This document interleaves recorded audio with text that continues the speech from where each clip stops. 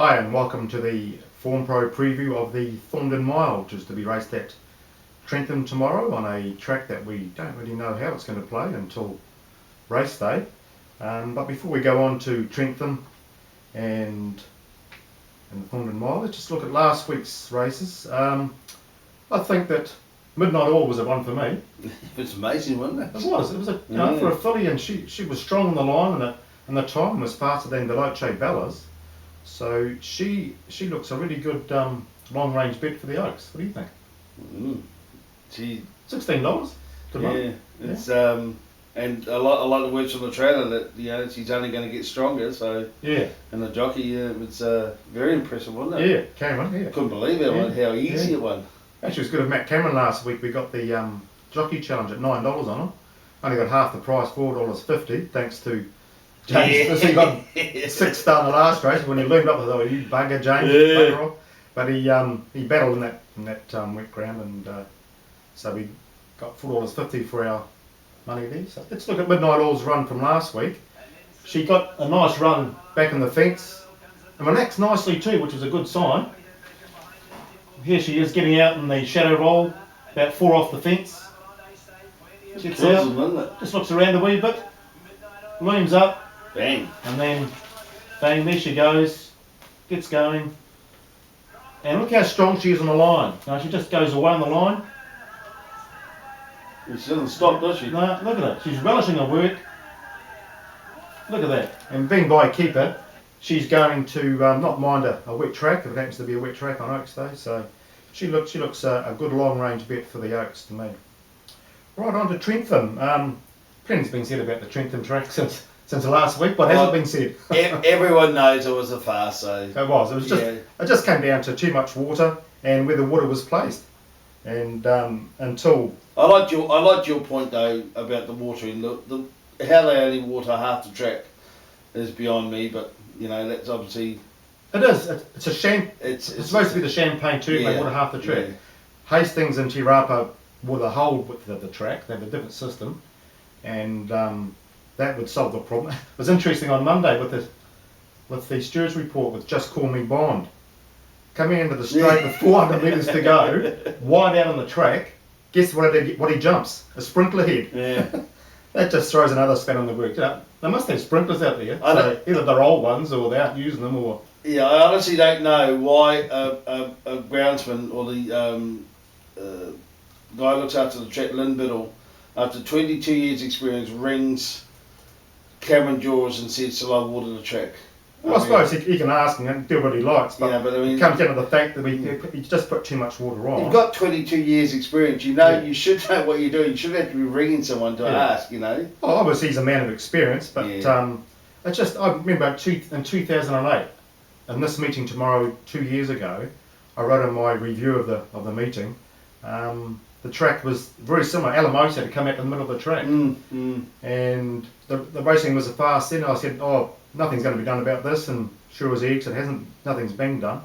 And I remember in Aussie Retro the following day, Richard Freeman making a mockery of our racing because of the state of the track. So it doesn't put our racing in very good light, does it? So it needs to be sorted out. And I love old Dovesy on Australian Racing Retro goes, the Telegraph, you're kidding. You ran 1:7.5 middle out wide on the track. On a slow track, he said it cannot be done over 1,200 metres, and I agree. It can, hard up against the rail and flying, but that was just 1:7.5. Give me, that's just ridiculous. That is ridiculous. Yeah. And just you'd think Trentham, Wellington Racing Club, they got good men running the club there, but you would think they'd go all out to get our confidence back on getting on the track. So I look at their website, and they do have a Trentham track update page on their website, which is terrific. But the last date, and we're doing this on Friday morning at 9:30, and the latest update is on Wednesday, the 26th of January. The track is slow, and its fine is set to improve throughout the day. On the NZ Racing website, they said they had light drizzle around the hills. Yeah. So we've got no idea. Probably it's going to be a fast run on the outside again, probably, but. Well, we need more information about the penetrometer readings, what they are showing. Whether that inside is going to be slow again, the outside is going to be faster. We know it probably is going to be that, but if we knew the information beforehand, we could probably bet with some sort of confidence. And but what they've done, you know, have they irrigated again? Have they prodded the track? Have they marked? You know, just information that punters need to know. You know, to give us confidence. Yeah. Because I don't know. Me personally, this is just me. I had no interest in Wellington last week, and judging by everyone on the radio and on the TV, so did a lot of other people, and I still haven't got my confidence back because they've done nothing to improve it. I think it highlights a very good fact though, what happened last week, because I think racing managers and track managers have to become much more proactive rather than defensive about their tracks. Get out and race cafe. Tell us about the track. What do you think the track is going to play like? Who was the classic example? Yeah. The classic example on Race Cafe you were saying the other day. John McGifford was great. He used to be on there on the Thursday and Friday, tell us about the track at Hastings. And you had some idea of how the track was going to play, and you could sort of bet with final field odds earlier on Friday and Saturday morning with some confidence. Yeah, which is important, isn't it? So I think clubs are very defensive about their track, and they need to be more proactive and give us punters more information about the track so we can bet with some sort of confidence early on. At the moment, why bother? You know, and you know, it's the old cliche. The people in the racing clubs, they're fiercely proud of their club, and they want their club to work. Yeah. Well, then to make it work, give us more information so we spend more, so it gives you more money. That's right. Simple as that. Yeah. So we'll go. Yeah. Move on. We'll move on. Get down, Ruby. Let's go into the Thorndon now. It's a big field on a track. We don't know how it's going to play, but the key is probably going to be getting to the outside. There's rain forecast tomorrow. Well, according to the weather forecast, is rain forecast. Yeah. So you would imagine that the track would be playing out wide again. Yeah. So there'll be a fast lane outside. Let's go on to the pace in the race. Okay, Irish Opera is going to go forward, and probably Joku. Oh, Joku and Desudi. Yeah, he's a kamikaze. The way he raced Kingy last start, he may go forward. Fritzy Boy will go forward, and I'm thinking it's going to be an even pace. They won't do it with a big field on this. There's going to be a lot of sweepers in this race. Yeah. So everyone's going to be looking to sort of settle on the outside, so they can get to that outside lane, which will fit about four or five horses if you're lucky. So I'm going to go for Eileen Dub. Good run last week, you know, considering the Telegraph was only a 5-horse race, only 5 horses could have won that race. The way the track was, Eileen Dub, her saddle slipped.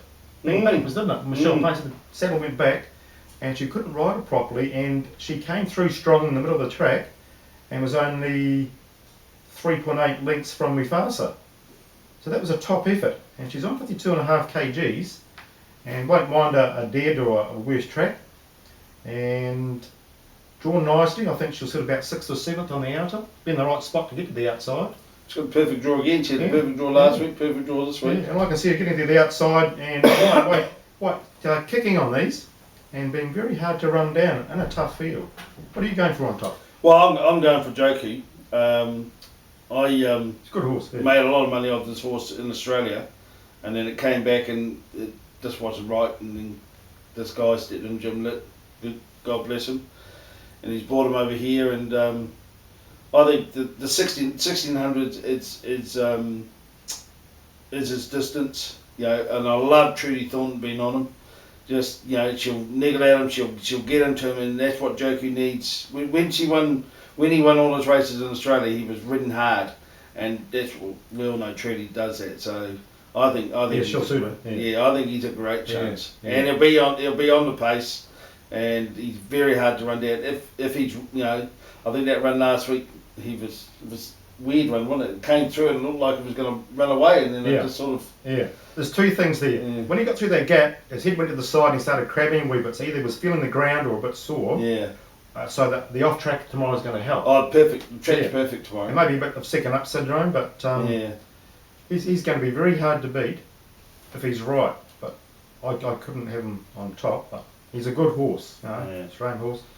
Okay, so you're going for Joker on top. I'm going for King Radwold for second, if the track is reasonable on the outside, which it should be. Boy, that's rough. Yeah.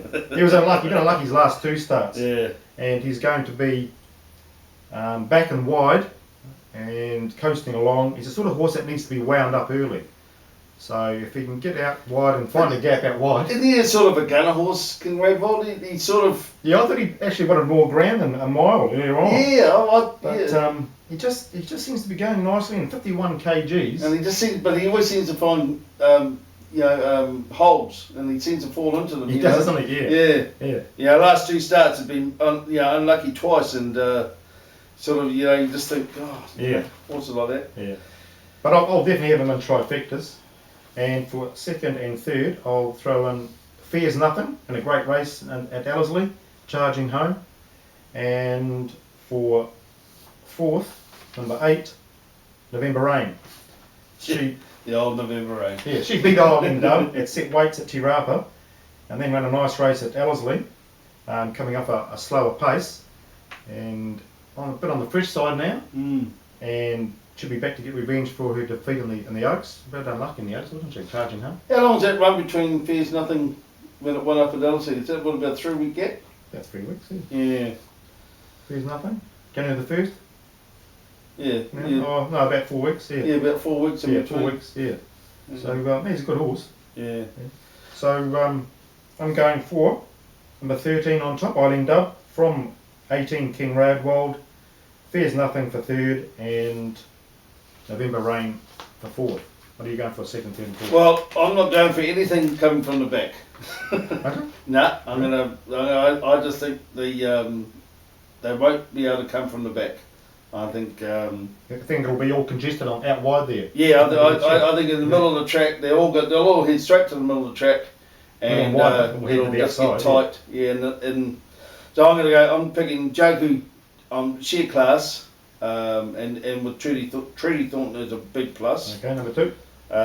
For second, I'm going for Salvatore. I backed it last start, and to my horror, just 1 run short. Yeah, either the weight or 1 run short. So yeah, he's going to be tough. For third, Pretty Boy, another class horse. Just the wet track, won't want a wet track. And he originally wasn't going to start in this, but as soon as he heard it was going to be a wet track, he paid the late entry fee. Yep, fair enough. So, and for fourth, I'm going Obsession. Yep.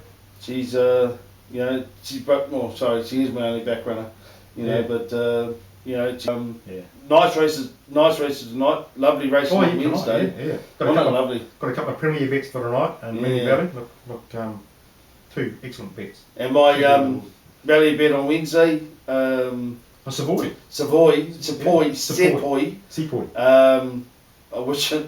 I wish I backed it in the Blue Diamond because it was paying $16. Well, I would imagine it's coming from there, but it was bolting on the turn. It was a lovely one, wasn't it? Yeah. Nat Verena Miss. Wait till that learns how to race. She is going to be a top mare. Yeah. The LBJ yesterday. Yeah, wasn't that nice? A nose. Was it clear nose? It was a clear nose. Laying him down the straight, right hand whip. Yeah, he ran it well, didn't he? Right, no, it was good. Let's hope we can carry on the form for the weekend. So. But yeah, and there's so much Australian racing coming up. All the carnivals are now in full swing, and it's just great. Looking forward to it. Good luck and happy punting.